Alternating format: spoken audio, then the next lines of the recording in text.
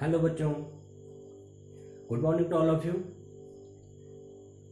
Chemistry class में एक बार फिर से आप सबका हार्दिक स्वागत है। मैं हूं डॉक्टर अखिलेश जोशी और आया हूं आपके बीच एक नए वीडियो के साथ। आज हम पढ़ने वाले हैं केमिकल बॉन्डिंग का लेक्चर नंबर 7। इससे पहले इस चैप्टर के 6 वीडियो आपके सामने दे चुका हूं। इससे पहले वीडियो में हमने समझा था वीबीटी यानी कि वैलेंस बॉन्ड थ्योरी, उसके पोस्टुलेट्स हमने एक एक करके डिस्कस किए थे, समझे थे, जाने थे। और लेक्चर थोड़ा लंबा होने की वजह से उसमें जो थोड़ा सा कुछ पॉइंट छूट गए थे उसको आज कवर करने वाला हूं। क्योंकि आपको पता है कि वीबीटी का जब हमने जिक्र किया था तो हमने डिटेल में समझा था किस साइंटिस्ट ने थ्योरी को दिया है, किसने उसको आगे बढ़ाया है। और उसमें जो आपस में एटॉमिक ऑर्बिटल की ओवरलैपिंग हुई थी वो एक तो एक्सियल हुई थी यानी कि हेड ऑन, और दूसरी पैरेलल हुई थी यानी कि साइड वाइज ओवरलैपिंग। और उसी में पाई बॉन्ड और सिग्मा बॉन्ड का फॉर्मेशन हुआ था। डिटेल अगर आप पढ़ना चाहते हैं तो आप टाइप कीजिएगा chemical bonding lecture number 6 doctor Akhilesh Joshi, आपको पूरा डिटेल मिल जाएगा। तो आगे बढ़ते हैं। आज जैसे कि आप देख रहे हैं कि difference between sigma bond and pi bond 11th class के पॉइंट ऑफ व्यू से हम देखें अगर तो एग्जाम में कई बार 2 नंबर का क्वेश्चन आपको पूछा जाएगा कि सिग्मा बॉन्ड तथा पाई बॉन्ड में 6 मेन डिफरेंस बताइए, या 4 बता देगा, 5 बता देगा। तो हमने कुछ नहीं, हमने समझा है सिग्मा बॉन्ड और पाई बॉन्ड जो बीबीटी में है उसमें हमने समझा है, उसी को हम आगे बढ़ाएंगे, उसी के पॉइंट को हम डिस्कस करेंगे और डिफरेंस बन जाएगा। क्लियर? तो आपको पता है सिग्मा बॉन्ड का फॉर्मेशन कब हुआ था, वो वैलेंस बॉन्ड थ्योरी में हमने समझा था, और उसी को हम पॉइंट टू पॉइंट यहां पे मेंशन करने जा रहे हैं। तो देर न करते हुए शुरू करते हैं पॉइंट नंबर 1। पॉइंट नंबर 1 की हम अगर बात करें तो सबसे पहले, क्योंकि फॉर्मेशन किस प्रकार से होता है, ठीक है, तो आप लिख सकते हो पहले point, sigma bond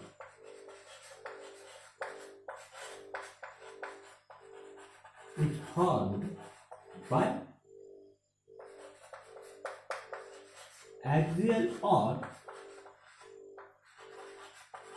head-on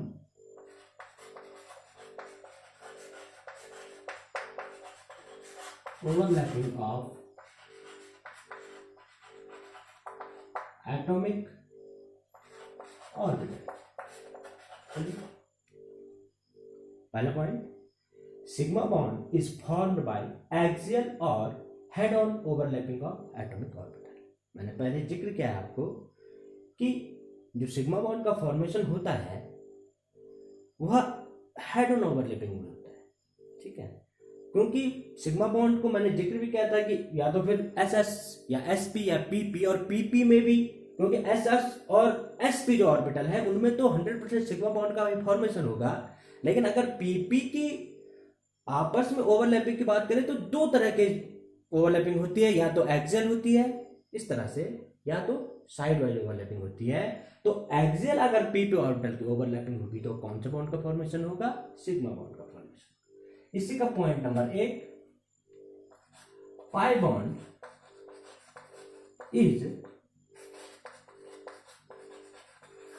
formed by, आप लिख सकते हैं साइड वाइज, आप लिख सकते हैं, और पैरेलल, और इसी को हम लैटरल भी बोल देते हैं। किसी किताब में साइड वाइज लिखा है, कंफ्यूज ना होगा, पैरेलल भी लिखा है, या फिर लैटरल ओवरलैपिंग of एटॉमिक। ठीक है, तो पॉइंट नंबर 1 क्लियर। हमने समझा पाई बॉन्ड का फॉर्मेशन, मैंने कहा है पाई बॉन्ड का formation side wise overlapping, PP जो ऑर्बिटल होते हैं साइड वाइज ओवरलैपिंग जब होगी तो पाई बॉन्ड का फॉर्मेशन होगा, एक्सियल ओवरलैपिंग होगी तो सिग्मा बॉन्ड का फॉर्मेशन। तो point number 1 clear. Second point,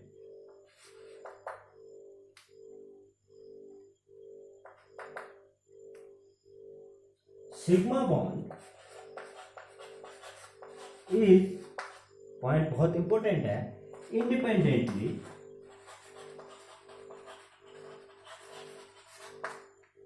exist.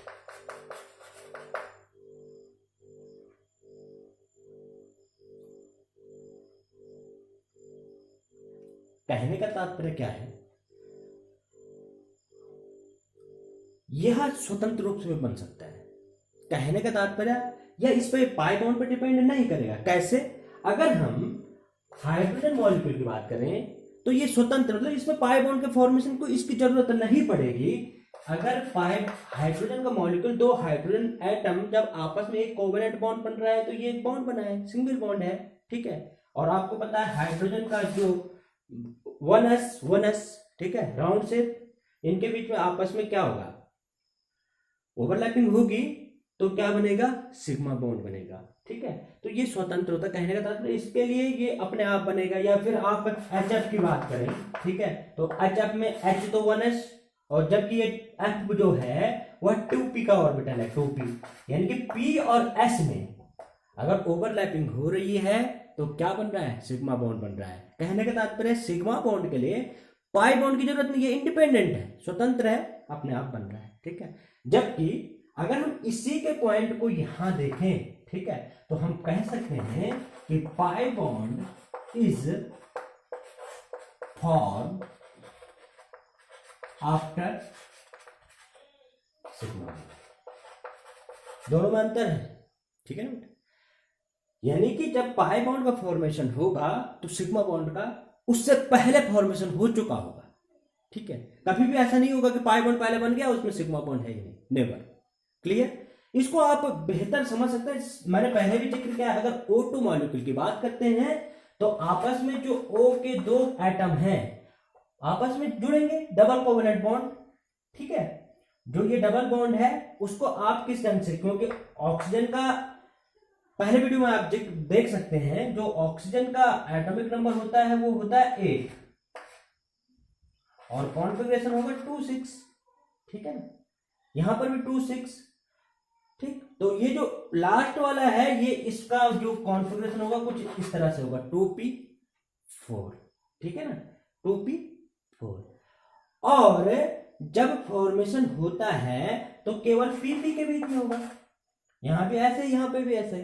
ठीक है, और इसको हम, क्योंकि आपको ज्यादा डिटेल में अगर हम ऑक्सीजन की बात करें, ठीक है, तो इसका जो ये ऑक्सीजन है इसके जो p, जो 3p है, px, py और pz, उनको हम अगर दिखाएंगे तो कुछ इस तरह से दिखाएंगे, px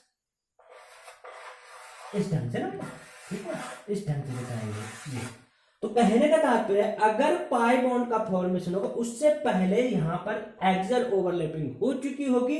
इसको डिटेल में मत जाना इस स्ट्रक्चर के, केवल समझाने का तरीका मैं बता रहा हूं।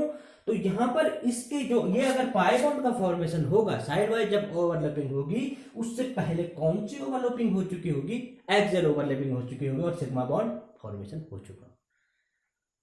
आप समझ चुके होंगे कहने का तात्पर्य क्या है, कि सिग्मा बॉन्ड का जो फॉर्मेशन होता है वह तो इंडिपेंडेंट होता है, पहले हो चुका होता है, लेकिन पाई बॉन्ड हमेशा सिग्मा बॉन्ड के बाद बनता है। क्लियर? 2 point clear. इसको अब हम थर्ड पॉइंट पे जाते हैं।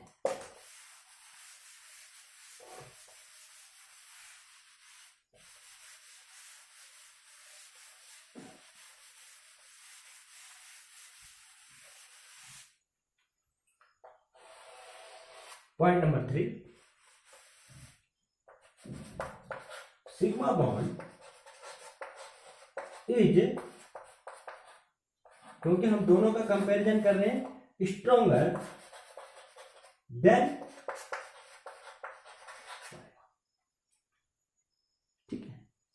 Sigma bond is stronger than pi bond. अगर हम कार्बन के केस की बात करते हैं और कार्बन के दो एटम आपस में सिंगल कोवैलेंट बॉन्ड के द्वारा जुड़े हुए हैं, तो ये अगर सिंगल है ये सिग्मा बॉन्ड है।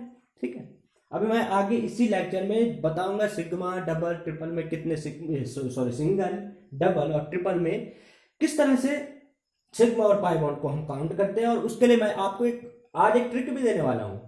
ठीक है, अगर आपको स्ट्रक्चर किसी का पता नहीं, केवल फॉर्मूला पता, आप स्ट्रक्चर बनाना नहीं जानते हैं, तो उसके लिए मैं एक फॉर्मूला देने वाला हूं। 90% वो लागू हो जाएगा। कुछ मॉलिक्यूल जो ऐसे हैं ऑर्गेनिक कंपाउंड के जहां पे वो ओबे नहीं करता वहां पे। ठीक है ना, तो यहां इसकी बात आ रही है और हम बता रहे हैं कि sigma bond is stronger than pi bond.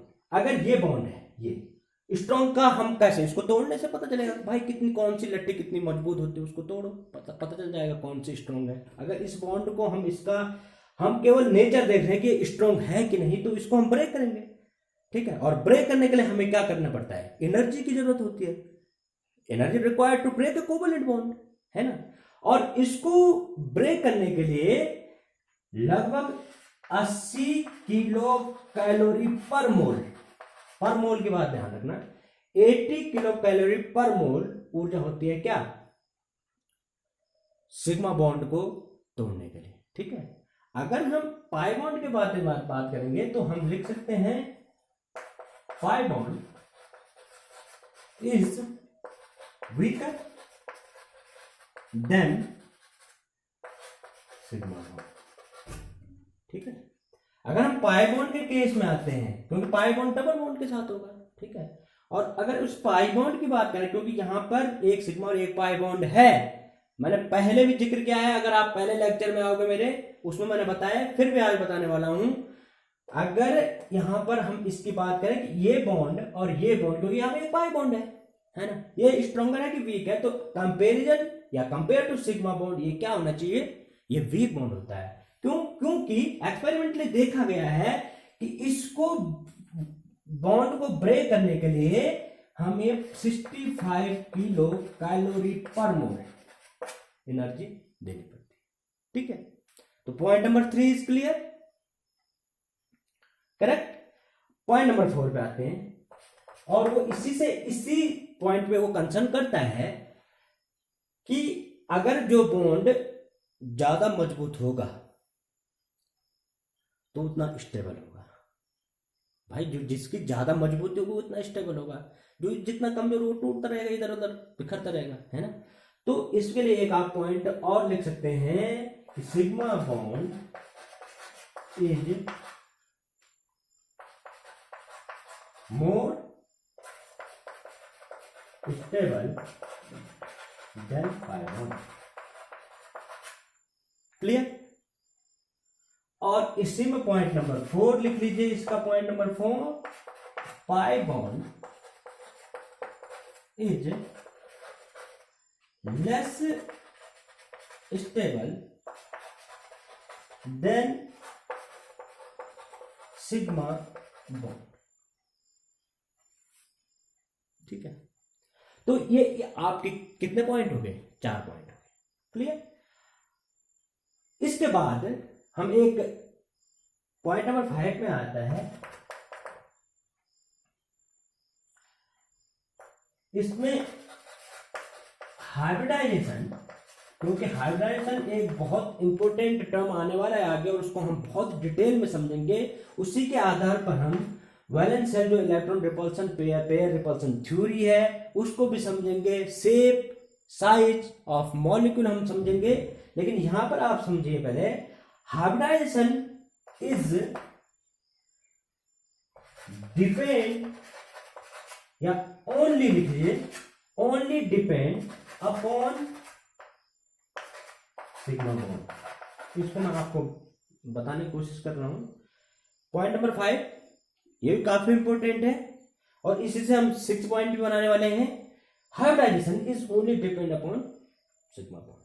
देखो बेटा, जो हाइब्रिडाइजेशन की जरूरत कब पड़ती है, जब डिफरेंट एनर्जी के ऑर्बिटल होते हैं, और अक्सर देखा गया है कि कोई मॉलिक्यूल फॉर्म हुआ है, वो कैसे हुआ होगा, जब हाइब्रिड ऑर्बिटल बने होंगे। ठीक है ना, क्योंकि अगर आप एनर्जी लेवल की बात करेंगे तो 1s 2s 2p increasing order energy level, इसकी एनर्जी कम, इसकी ज्यादा, इसकी और ज्यादा, वैसे एनर्जी का लेवल बढ़ता जाएगा।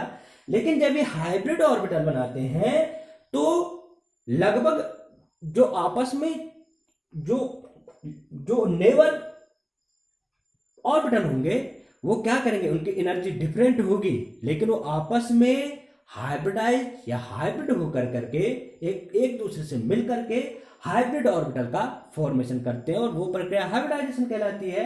तो यहां पर मैं बता रहा हूं कि hybridization is only depend upon sigma bond. कहने का तात्पर्य है कि अगर सिग्मा बॉन्ड, जो हाइब्रिड ऑर्बिटल जो भी होंगे वो सिग्मा बॉन्ड का फॉर्मेशन करते हैं। क्लियर? कभी भी ऐसा नहीं देखा जाएगा आपको कि जो हाइब्रिड ऑर्बिटल होंगे वो पाई बॉन्ड का फॉर्मेशन करें, ऐसा कभी होने वाला नहीं। ठीक है, तो यहां पर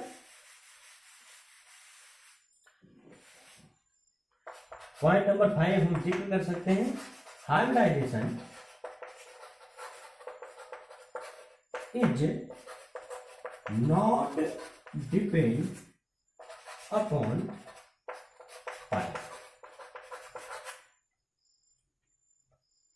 इसी में पॉइंट नंबर 6, क्योंकि विषय पर जो थ्योरी है उसने shape and geometry of molecule के बारे में बताया है, तो यहां पर हम पॉइंट नंबर 6 को मेंशन करने वाले हैं। Shape of the molecule is generally depend upon sigma bond. क्योंकि वही हम इसको, क्योंकि शेप ऑफ द मॉलिक्यूल कहीं ना कहीं, इसको हम आगे तो समझेंगे, जो थ्योरी हम समझने वाले हैं, लेकिन ये point shape of the molecule बहुत इंपॉर्टेंट है, general depend upon sigma bond. यहां पर लिख लेना, shape of the molecule do not depend upon fiber।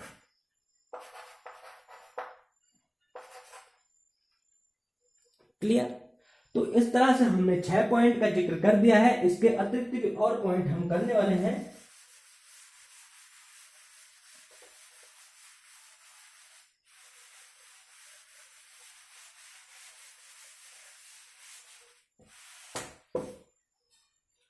हम पॉइंट नंबर 6 की बात कर रहे हैं।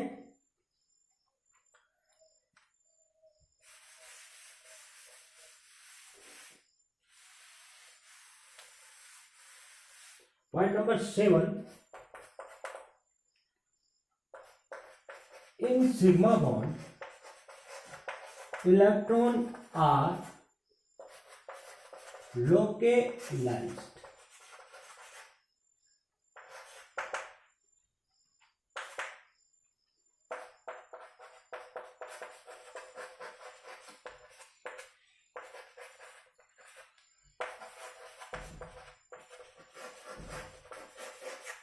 एक तो डिलोकलाइजेशन होता है, ठीक है, इधर उधर भटकना, आवारा एक प्रकार से। ठीक है, आप देखते होंगे ये रेजोनेंस पे डिपेंड करता है।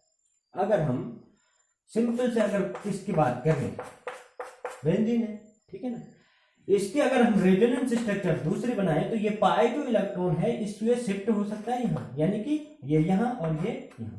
कहने का तात्पर्य अगर इसकी एक दूसरे हम स्ट्रक्चर अगर बताएं तो कुछ इस तरह से होगा, डिलोकलाइजेशन हो। ठीक है ना, तो कहीं ना कहीं पाई इलेक्ट्रॉन ही डिलोकलाइज होंगे। ठीक है, इलेक्ट्रॉन जो पाई इलेक्ट्रॉन होंगे, एक पाई बॉन्ड में 2 पाई इलेक्ट्रॉन होते हैं, ध्यान रखना, एक पाई बॉन्ड में 2 पाई इलेक्ट्रॉन होते हैं, जबकि एक सिग्मा बॉन्ड में 1 सिग्मा इलेक्ट्रॉन होगा। ठीक है ना बेटा, तो एक पॉइंट ये क्लियर हो गया। यहां पर ये लोकलाइज स्थिर रहता है एक प्रकार से, यहां पे डिलोकलाइज होता है इधर उधर। ठीक है, तो पाई बॉन्ड और सिग्मा बॉन्ड का एक जिक्र हमने ये कर दिया है। एक पॉइंट हम और जिक्र करेंगे,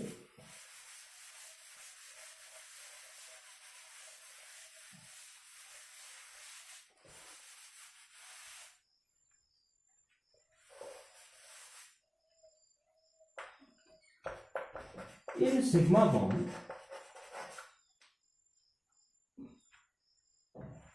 single electron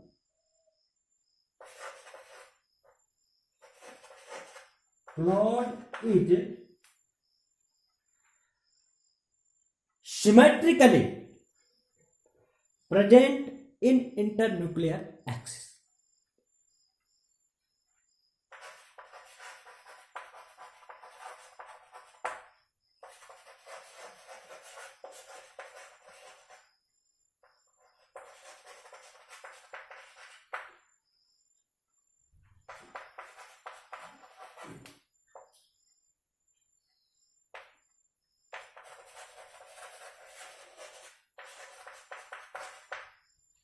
अगर हाइड्रोजन की बात कर रहे हैं, ठीक है,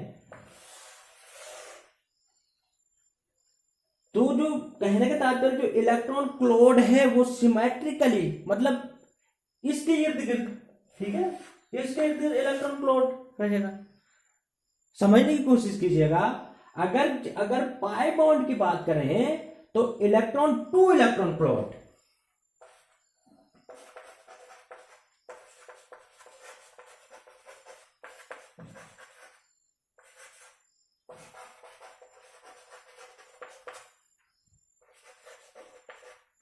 above and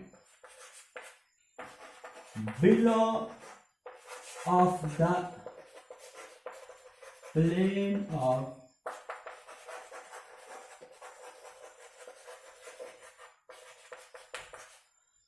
ठीक है ना।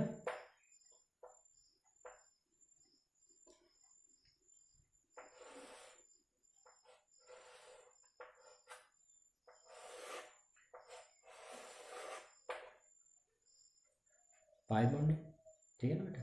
Above and below the plane, अगर ये इंटरन्यूक्लियर एक्सिस है कोई तो above and below the plane, जबकि ये इंटरन्यूक्लियर एक्सिस है इसके इर्द गिर्द सिमेट्रिकली प्रेजेंट होता है, ठीक है ना। तो एक पॉइंट आप ये भी नोट कर सकते हैं। ओके, तो इस प्रकार से हमने देखे कुछ जो इंपॉर्टेंट, जो हमने इसके जो फीचर्स हैं, जो डिफरेंस हैं, हमने समझने की कोशिश की कि किस प्रकार से सिग्मा बॉन्ड, किस प्रकार से पाई बॉन्ड, कौन ज्यादा लोकलाइज होता है, डिलोकलाइजेशन किसका होता है, या फिर कौन स्ट्रॉन्ग होता है, कौन वीक होता है, कौन स्टेबल होता है, कौन अनस्टेबल होता है, कंपेयर अगर हम करें इनका। तो इस प्रकार से हमने किसका बॉन्ड का फॉर्मेशन कब होता है, ठीक है, किसका कब होता है, तो जनरली जो ये डिफरेंस थे हमने इसको नोट करने की कोशिश की है।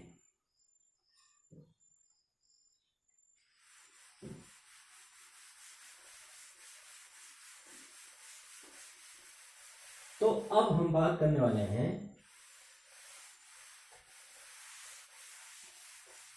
इसी लेक्चर को थोड़ा आगे बढ़ाते हुए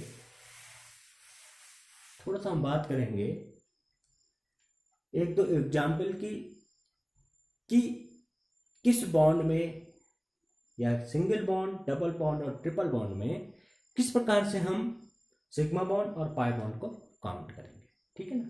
मैंने पहले वाले वीडियो में भी आपको बताया, आज फिर से बता रहा हूं, अगर दो एटम आपस में किसी एकल बंध के द्वारा जुड़े हुए हैं, सपोज कार्बन की बात कर रहे हैं, ये कार्बन है सपोज यहां पर, और एक कार्बन, बाकी बैलेंस तो अलग से बैलेंस हो जाएगी हाइड्रोजन के द्वारा, यहाँ पे ये सिंगल कार्बन है, ठीक है। अगर इसकी बात करें, एक सिंगल बॉन्ड है तो इसमें कहेंगे हम कि सिग्मा कितने पाई बॉन्ड है, तो इसमें केवल एक सिग्मा बॉन्ड, एक सिग्मा बॉन्ड, ठीक। अगर कार्बन का ये एग्जाम्पल ले रहे हैं, एग्जाम्पल किसी का भी ले सकते हो, बाकी की बैलेंस पूरी हो गई सपोज इस ढंग से, उनकी बात नहीं कर रहे हैं हम फिलहाल, इसकी बात कर रहे हैं कि इसके बीच में जो ये डबल बॉन्ड है इसमें एक तो होगा सिग्मा बॉन्ड और एक होगा पाई। फिर अगर हम बात करते हैं कार्बन कार्बन ट्रिपल बॉन्ड की, अगर इसकी बैलेंस कुछ इस तरह से पूरी हो रही है, ठीक है ना, इसको भी कर लीजिए। हम केवल बात करने वाले इसकी, यानी कि हम बात करने वाले हैं इस ट्रिपल बॉन्ड की। तो इस ट्रिपल बॉन्ड में एक तो होगा सिग्मा बॉन्ड और रिमेनिंग जो टू होंगे वो क्या होंगे, पाई। ठीक है ना बेटा, इतना क्लियर। और इसी को बेस मान करके हमारे पास कभी कभी कंपटीशन में भी या फिर 11th स्टैंडर्ड में भी हमें कुछ शॉर्ट क्वेश्चन, शॉर्ट नोट जो क्वेश्चन होते हैं, शॉर्ट आंसर क्वेश्चन होते हैं, उनको पूछा जाता है। सपोज दैट कोई हम एग्जाम्पल ले रहे हैं और उसको पूछते हैं कि इसमें कितने सिग्मा तथा कितने पाई बॉन्ड है। अगर जनरली कोई एल्केन की बात करें, सपोज हम C2H6 की बात करें जो ईथेन है, और सीधे पूछा है आपको कि इसमें सिग्मा तथा पाई बॉन्ड की संख्या बताए, तो इसकी हमें स्ट्रक्चर बनानी पड़ेगी, है ना। कार्बन के 2 है, बना दीजिए, उनको सबसे पहले सिंगल बॉन्ड के द्वारा जोड़ दीजिए, और बाकी हाइड्रोजन कितने हैं 6, और हमें पता है कार्बन की वैलेंसी कितनी होती है 4, हो गई पूरी।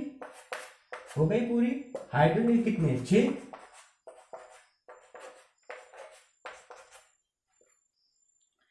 ठीक है। 1 2 3 4 5 6 स्ट्रक्चर क्लियर। और उसके बाद हमें देखना है एक सिंगल बॉन्ड, 2 3 4 5 6 और 7। तो क्योंकि डबल बॉन्ड है ही नहीं, पाई बॉन्ड की संभावना तो बिल्कुल यहां पे है ही नहीं, इसलिए यहां पर 7 आपके कितने होंगे सिग्मा। इसको काउंट करने का तरीका, अगर हम इसकी बात करें C2H4, ठीक है ना, तो इसकी स्ट्रक्चर बनाएंगे। आपको पता है कार्बन के कितने हैं 2, सिंगल बॉन्ड से पहले जोड़ दिया। बाकी हाइड्रोजन के कितने 4, 1 2 3 4, हाइड्रोजन हाइड्रोजन हाइड्रोजन। अभी आप देख रहे हैं कार्बन की वैलेंसी पूरी नहीं हुई है। कैसे नहीं हुई? 1 2 3 1 2 3, क्योंकि हमने तो 2 कार्बन भी लगा दिए, 4 हाइड्रोजन भी लगा दिए। इसके बाद भी इसकी बैलेंस पूरी जब नहीं होती है तो यहां पर एक बॉन्ड और लगेगा, ठीक है ना।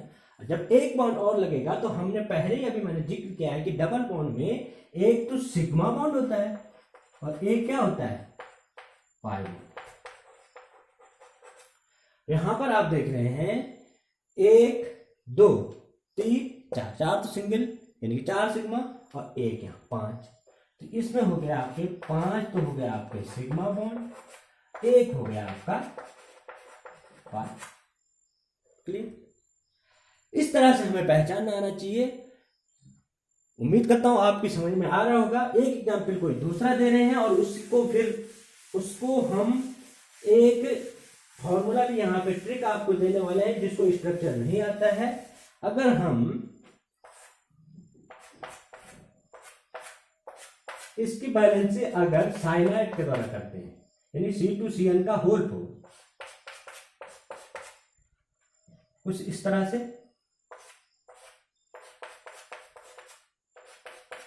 ये वाला आपका एक बार जेई में पूछा गया है। जेई में ये वाला जो क्वेश्चन है ये पूछा गया है कि इसमें काउंट कीजिए सिग्मा एंड पाई बॉन्ड कितने कितने हैं। इसकी जो C2CN का होल 4 इस ढंग से हम लिख सकते हैं, ठीक है ना, CN साइनाइड है ना। तो इसमें हमें काउंट करने सिग्मा और पाई बॉन्ड, क्योंकि हमें पता है कि एक डबल बॉन्ड पे एक सिग्मा तथा एक पाई बॉन्ड होता है और एक ट्रिपल बॉन्ड में एक सिग्मा तथा 2 पाई बॉन्ड होते हैं। तो काउंट करेंगे। यहां पर आप देख रहे हैं एक सिग्मा, पहले हम एक सिग्मा बॉन्ड की बात करते हैं। एक सिग्मा यहां पे, एक सिग्मा बॉन्ड यहां पे, एक सिग्मा बॉन्ड यहां पे, एक सिग्मा बॉन्ड यहां पे और एक सिग्मा बॉन्ड। क्योंकि आपको कंफ्यूज मत होना, ट्रिपल बॉन्ड में भी एक ही सिग्मा बॉन्ड होता है, डबल बॉन्ड में भी एक सिग्मा, सिंगल बॉन्ड में भी एक सिग्मा, जबकि ट्रिपल बॉन्ड में 2 पाई, डबल बॉन्ड में 1 पाई। तो यहां पे डबल बॉन्ड है तो 1 पाई, यहां पे हम लिख सकते हैं 1 पाई, और ट्रिपल बॉन्ड में कितने 2 पाई, तो हम लिख सकते हैं 2 pi bond, 2 pi bond, 2 pi bond और 2 पाई बॉन्ड। अब इनको काउंट कर दीजिए। पहले सिग्मा काउंट करेंगे हम। यहां से आते एक सिग्मा, एक सिग्मा, एक सिग्मा, एक सिग्मा, एक सिग्मा, ठीक है। कितने कितने हो गए? यहां पर हम आ रहे हैं केवल, अभी हम इसके बाद 1 2 3 4 और 5 तो सिग्मा, जबकि आपको पता है कि यहाँ पे तो पाए की संभावना है नहीं, यहाँ पे 4 सिंगल बॉन्ड है तो 4 ये भी होंगे, तो इनको भी लिख लीजिए सिग्मा सिग्मा सिग्मा और सिग्मा। तो कुल मिलाकर के सिग्मा अगर आप देखोगे 1 2 3 4 5 6 7 8 9, तो कुल मिलाकर के 9 सिग्मा। अब हम आते हैं पाई बॉन्ड पे, 2 2 और 2 4 प्लस 4 प्लस कितना 1 5 5 प्लस 2 7 7 प्लस 2 9, यानी कितने 9 सिग्मा और 9, ठीक है ना। तो इस तरह से हम कोई भी, अगर हमारे पास कोई भी स्ट्रक्चर अगर पूछी गई है तो हम उसको क्या कर सकते हैं। सपोज दैट, ध्यान रखना, अगर आपको यहां पे ऐसा पूछता C2 CN का होल, ठीक है ना, ये यहां पे ये C मत काउंट कर लेना, ये CN है, ये क्या है CN है और ये अलग है, ठीक है ना। अब देखिए टोटल हमें एक ट्रिक मैं आपको दे रहा हूं, और मैंने कहा है कि 90% वो ट्रिक आपको फॉलो करेगी, मतलब हम समझ पाएंगे उसको। कुछ कुछ एग्जाम्पल है ऑर्गेनिक केमिस्ट्री, जैसे बेंजीन हो गया, नैप्थलीन हो गया, एंथ्रासिन हो गया, या उसके जो भी आपके सब्स्टिट्यूएंट्स हैं उनमें हम उसको नहीं बता पा रहे उस फॉर्मूला को, लेकिन फिर भी आपको एक ट्रिक दे रहा हूं सिग्मा बॉन्ड काउंट करने का। पाई बॉन्ड का तरीका आपको पहले ही है। सपोज अगर हम एक पहले फॉर्मूला लिख लीजिए, सिग्मा बॉन्ड बराबर, ठीक है, number of carbon atom -1 plus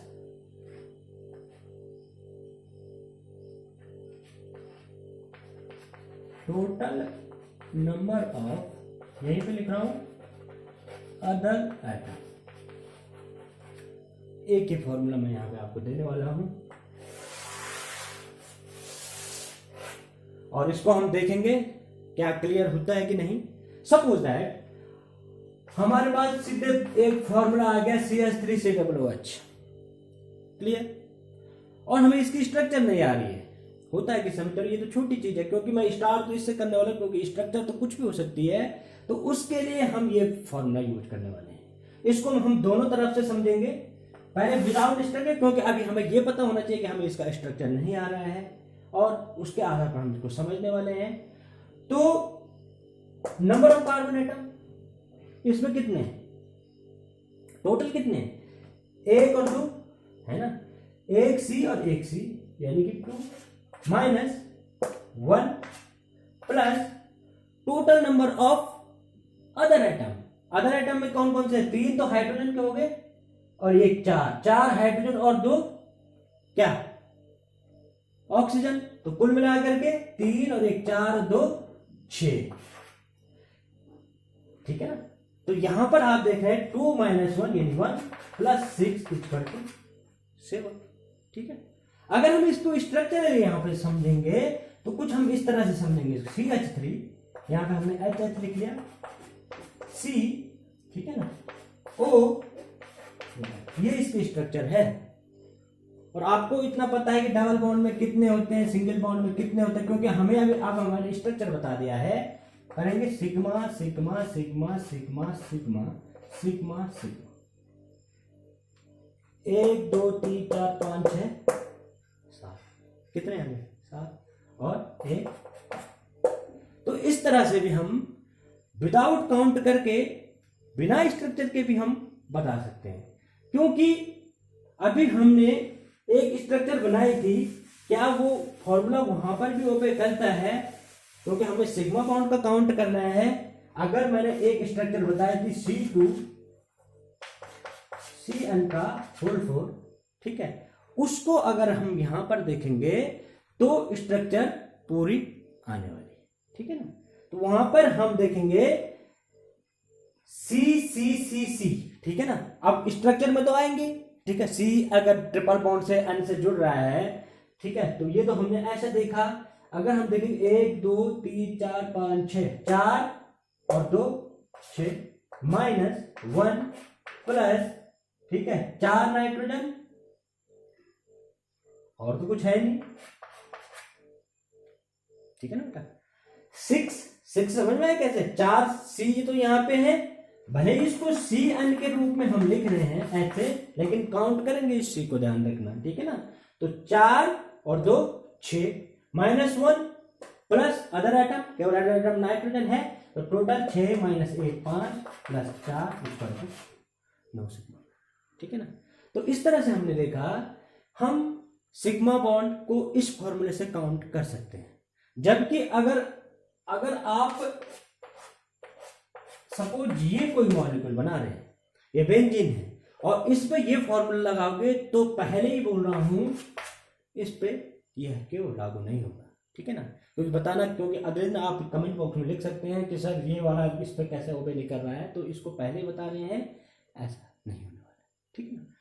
तो आज हमने समझा मेन डिफरेंस तो सिग्मा और पाई बॉन्ड के थे, उनको हमने समझने की कोशिश की, पॉइंट हमने उसको समझा भी, और डिफरेंस अगर आप उतना समझेंगे और 5 और 6 अगर आप मेन डिफरेंस के लिखते हैं तो आपको क्लियर हो जाएगा। उसके बाद हमने ये वाला ट्रिक आपको बताया है, या फिर स्ट्रक्चर के आधार पर सिंगल बॉन्ड में कितने सिग्मा, डबल बॉन्ड में कितने सिग्मा कितने पाई, या ट्रिपल बॉन्ड में कितने सिग्मा कितने पाई बॉन्ड होते हैं, उनको हमने समझने की कोशिश की। उसी के आधार पर आप छोटे छोटे क्वेश्चन को प्रैक्टिस करते रहिए, और तुरंत इसके बाद हम हाइब्रिडाइजेशन जो चैप्टर है, इसका जो टॉपिक है हाइब्रिडाइजेशन, और किस प्रकार से कौन से मॉलिक्यूल में कौन सा हाइब्रिडाइजेशन होता है, उसकी शेप क्या होती है, इसकी ज्योमेट्री क्या होती है, यकीन मानिए बहुत अच्छी ट्रिक के साथ आपको समझाने वाले हैं। मिलते हैं नेक्स्ट वीडियो में, तब तक के लिए थैंक यू वेरी मच।